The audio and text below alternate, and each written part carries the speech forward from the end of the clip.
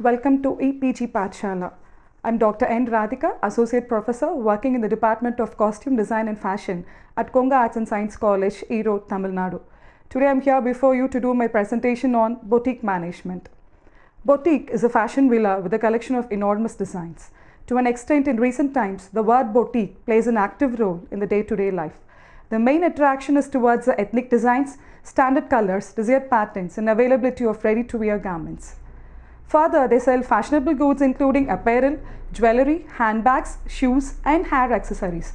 Many of the boutiques are specialized in producing handmade clothing and customer-made apparels. Successful management of the boutique is based on user-friendly system.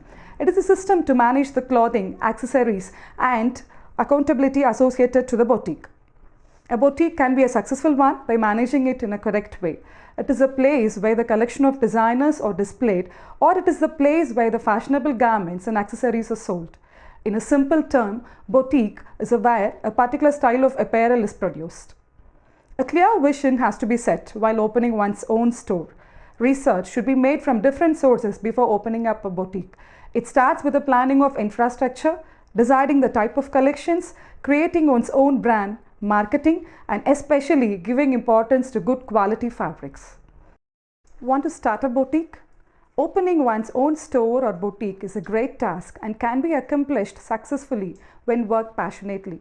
Financial planning along with high investment is necessary to supply new fashions and designer clothes.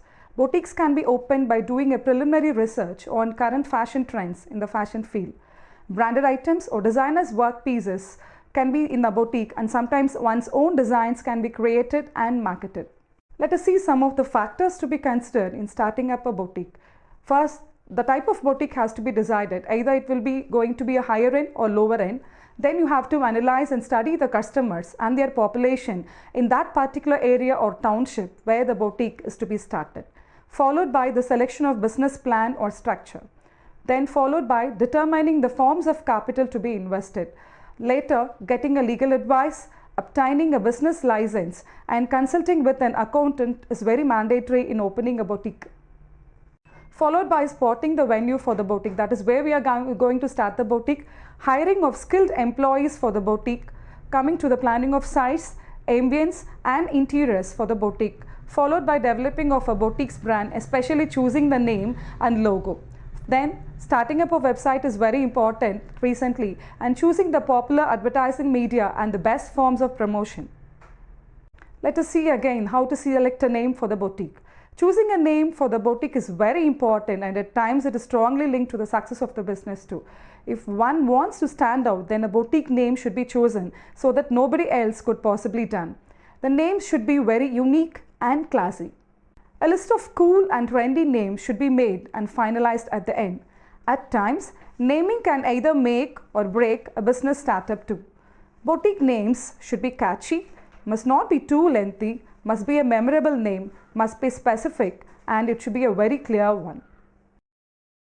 Coming to the types of boutique. Boutiques can be generally classified into higher end boutiques and lower end boutiques. Another classification of boutiques are standalone and chain type of boutiques. The upcoming fashion trends and sales are analyzed and scrutinized by fashion experts, especially a team of fashion merchandisers.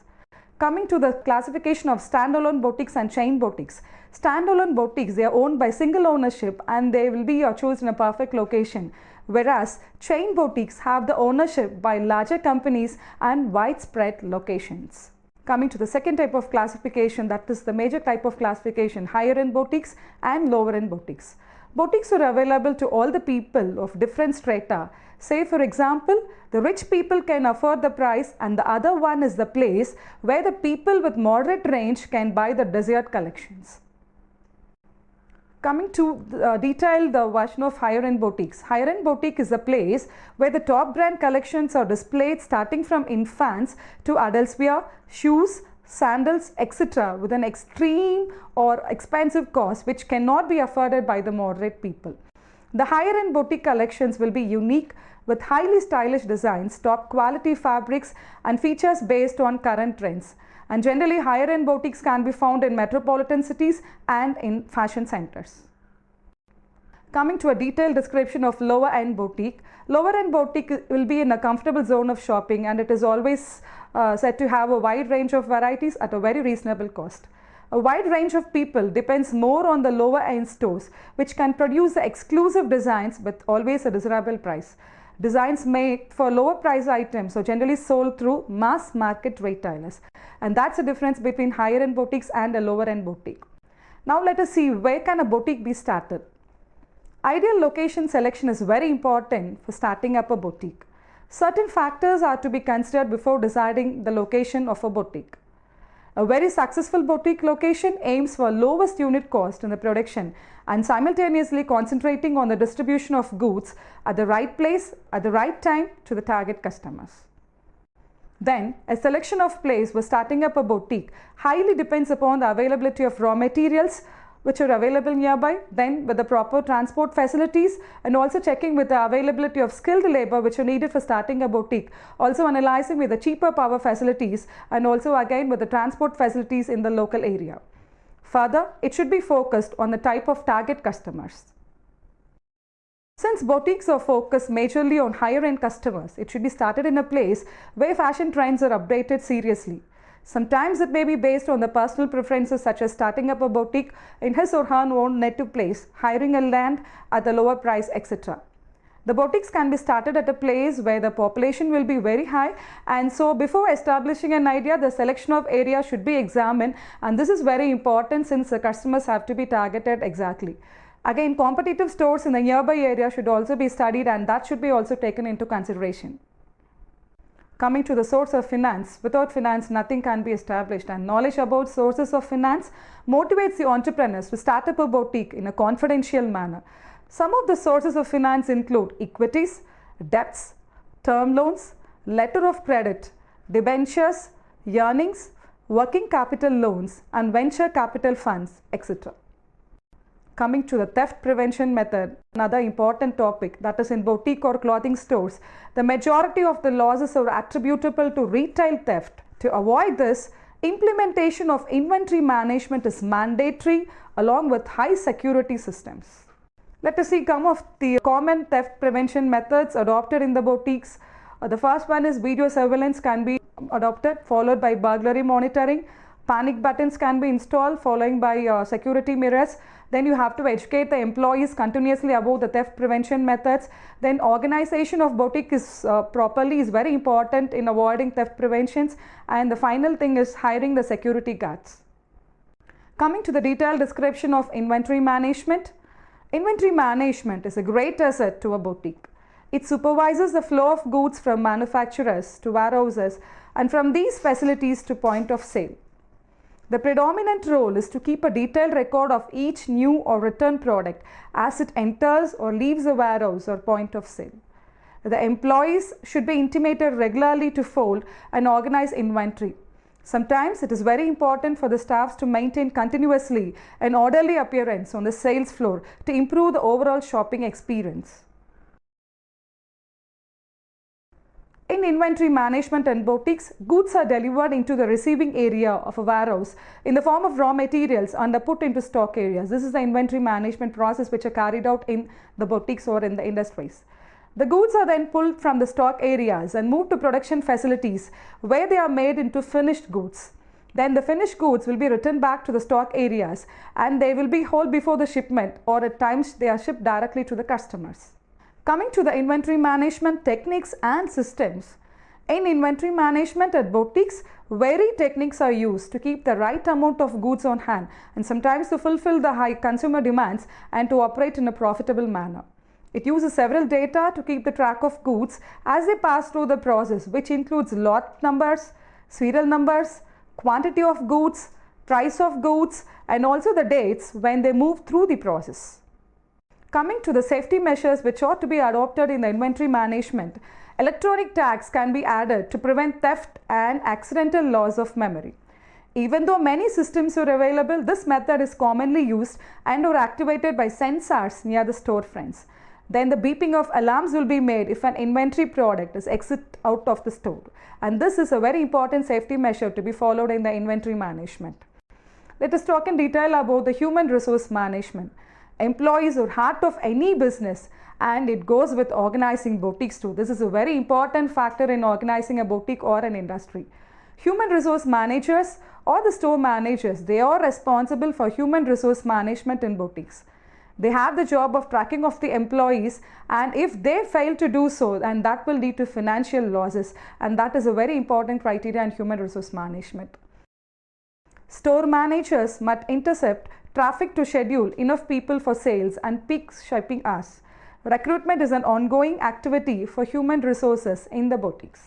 Coming to the requisite components for successful management of a boutique, the factors to be considered in the components for the successful management of a boutique are: you have to determine the types of apparel to keep hold of in a boutique, then you have to analyze, that is fixing up the price, then a friendly exposure to labors is necessary, then preventing theft and tracking of account. So these are the requisite components for the successful management of a boutique.